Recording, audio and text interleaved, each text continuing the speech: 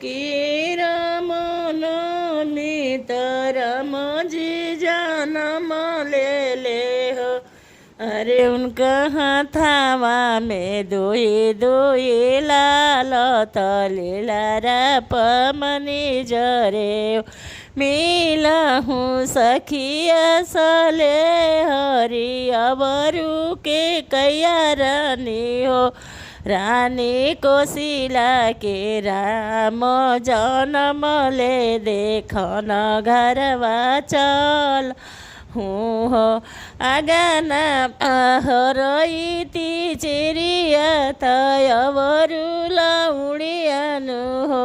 चेरिया झरी के बिछाव सत रानिया बहनिया लोग तहरे बैठवले न बैठ